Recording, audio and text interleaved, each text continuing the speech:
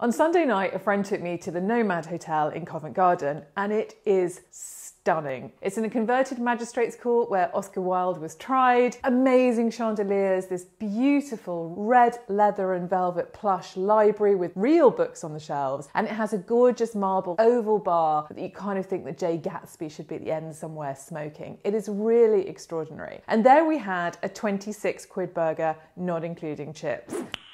Nice. Which I guess means that anybody who lives outside of central London will now think that we are smoking crack. The question is, what does this tell us about the return of cities and the appeal of cities? Well, the Centre for Cities and I were on BBC Radio 5 Live this week discussing the return, and their hunch is that within 2 years, most people will be back to 5 days a week. Now, big argument, they would say that anyway, largely funded, as far as I can tell, by commercial real estate and travel companies. But that, of course, doesn't necessarily mean they're wrong. Based on our experience of setting up Jericho Chambers in 2013, which was a sort of prototype for hybrid in that we had a group of consultants, an office, and a flexible schedule you could come and go as you want, I think that there are 3 factors that will determine whether offices drift away from their opening position of remote or hybrid first and return to office first. The first one is culture. Now, culture is one of those bullshit words that's bandied around all of the time and is often kind of used in a meaningless way. But in this one, I think it's really important. If you have leaders who are culturally embedded with the idea of being able to see their team, that is incredibly difficult to break. And it doesn't matter necessarily what the whole organisation think. I met a woman this week at the Play Park who works at Canary Wharf. The bank's official policy is to hybrid, but her particular boss is having none of it and wants everybody back 5 days a week as soon as possible. Yes, she's looking for another job. Professional services firms, of course, usually conceal that cultural need for control with client demands. But my experience of Jericho is that clients are remarkably accepting of consultants and advisors being all over the place. In fact, they kind of expect it goes with the job. And that's also what Alex Sujong Kim Pang found about the 4-day week, which was lots of people said clients wouldn't accept it. And clients were, by and large, completely okay with it as long as they could get to the people they wanted to and knew what was going on.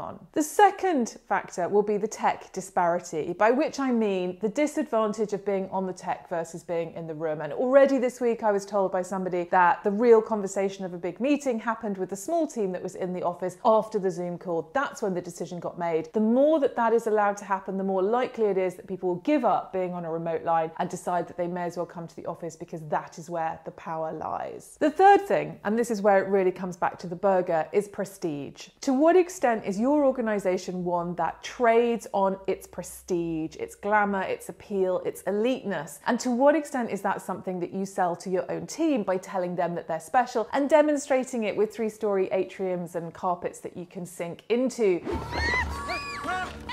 Nice. We've talked before about Steve selling himself as a lawyer at 800 quid an hour from his back bedroom. You can get away with that in total lockdown. For how long can you get away with that and feel okay if all of your colleagues are back in a very, very smart office and part of your identity is being aligned to that group? One of us, one of us. So, how prestigious you are, the tech disparity, and the culture of your organisation will determine how you get on. The question I asked at the beginning, what does the burger tell us about any of this? Well, it tells us a little thing about prestige, but actually perhaps not as much as you think, because the truth is that the reason I was in town was to see my friend. The burger was great. It was really, really delicious. It needed to be. But the reason I went was to see her, and I would have done that if we were going to the Greasy Spoon at the end of the road. So for extroverts, the answers are going to be different to the introverts, and that is possibly going to drive some bosses completely bananas. 2 recommendations to leave you with this week. Podcast, My Therapist Ghosted Me. Hilarious, ridiculous, 2 Irish women chatting. Great for some light relief distraction. Also, something heavier, Untangled. Fantastic book about teenage girls' brain development. If you've got tweens or teenage girls, I insist you download it right this second. Go now, go do it. If not, read it anyway. It's really, really good. If you've got thoughts, builds, challenges on the commentary about the magnetic pull of the office, introverts, extroverts, please let me know in the comments. Share links, share ideas. Look forward to hearing from you, and I'll see you next Friday. Take care. One of us, one of us, one of us.